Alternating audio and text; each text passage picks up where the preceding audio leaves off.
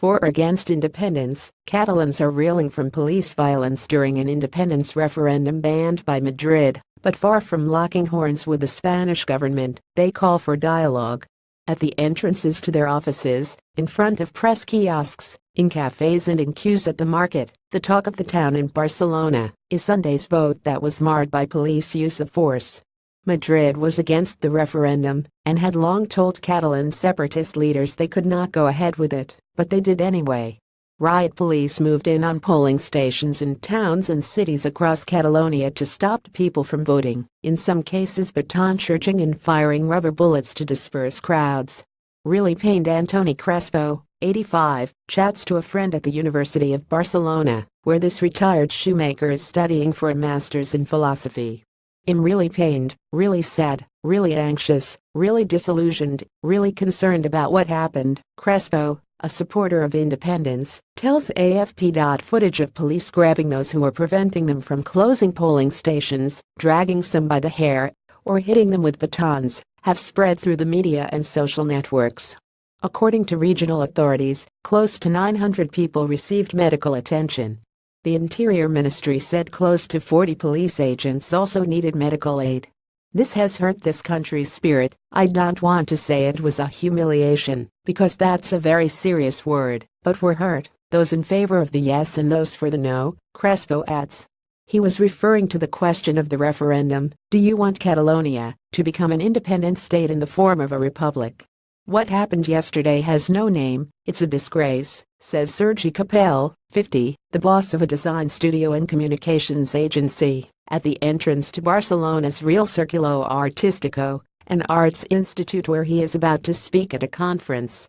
He was taking photos on the streets on Sunday, and while he says he isn't for independence, he feels indignation. Some Catalans who weren't thinking of voting in the referendum changed their mind when they saw how police acted. It's the case of Julia Mayo, a 26-year-old nurse, who returned to Barcelona a week ago after 3 years working in Britain. I don't believe in an independent Catalonia outside of the European Union, she says.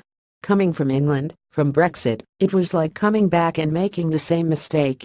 But on Sunday she saw her two sisters, 16 and 18, terrorized over the possibility that police could erupt into the polling stations where they were working as volunteers.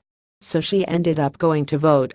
Her friend Cristina Donate, a 26-year-old teacher, is pro-independence.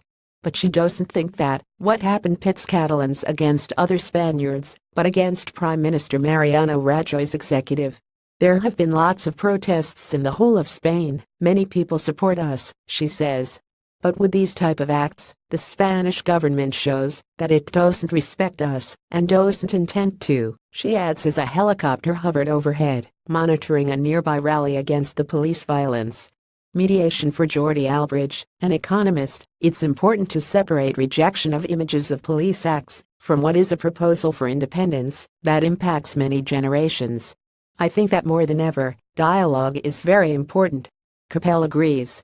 It would be very difficult for Europe to recognize a declaration of independence voted by 2 million people, he says, referring to the result of the referendum, in which regional authorities said 90% voted yes out of a turnout of just over 42%. He adds that it would make things difficult for businessmen like himself. There must be mediation. The EU could be an option, he says. Mayo feels that Catalan President Carles Puigdemont needs to be more clever than the others. Now that Europe is listening to him, he has to play his cards right. As Crespo puts it, they have to talk, whether they like it or not, he says. Otherwise we will all lose. Them and us.